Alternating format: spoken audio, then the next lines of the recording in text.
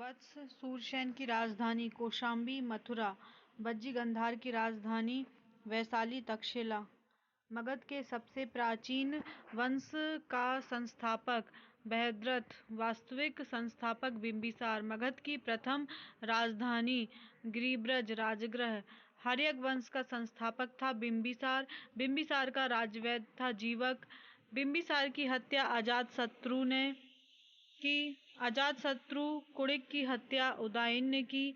पाटलिपुत्र की स्थापना की थी उदयन ने। पाटलिपुत्र बसा है गंगा सोन के संगम पर। हर्यक वंश का अंतिम राजा नागदशक। शिशुनाग वंश का संस्थापक था शिशुनाग। नंद वंश का संस्थापक था महापद्मनंद।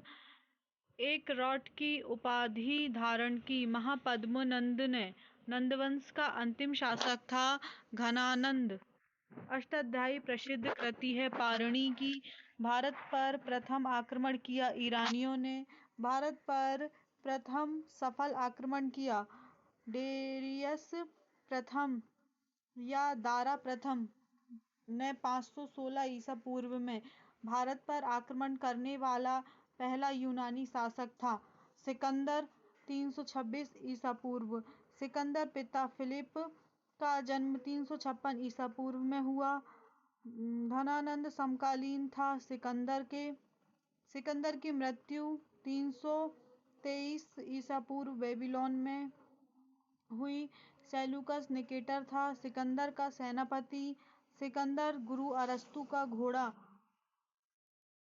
बुका फैला। सिकंदर और पोरस के बीच का युद्ध कहलाता है हाइडेस्पीच या झेलम या वितिस्ता का युद्ध। मौर्य वंश का संस्थापक चंद्रगुप्त मौर्य। मौर्य वंश की प्रचलित मुद्रा थी पर्ण। सुदर्शन झील का निर्माण चंद्रगुप्त मौर्य ने। चंद्रगुप्त मौर्य अनुयायी था जैन धर्म का। चंद्रगुप्त जैन धर्म की दीक्षा ली भद्रबाहु से। चंद्रगुप्त मौर्य के गुरु एवं महामंत्री चाणक्य। चाणक्य के अन्य नाम विष्णुगुप्त और कौटिल्य हैं। कौटिल्य रचित अर्थशास्त्र की पुस्तक संबंधित है राजनीति से, जिसकी तुलना मैकियावेली के पुस्तक प्रिंस से की जाती है। भारत का मुक्तिदाता कहलाता है चंद्रगुप्त मौर्य को भारत का मैकियावेली कहा गया।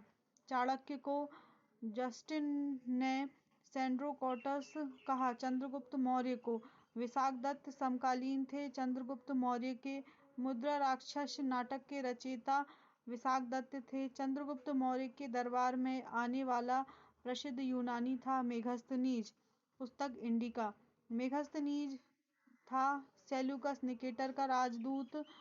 सेल्यूकस को पराजित किया था चंद्रगुप्त मौर्य ने 305 ईसा पूर्व में। चंद्रगुप्त का विवाह हुआ था सेल्यूकस की पुत्री कार्लेनिया हेलन के साथ। चंद्रगुप्त मौर्य की मृत्यु हुई थी 298 ईसा पूर्व श्रवणबेलगोला, कर्नाटक में उपवास के दौरान।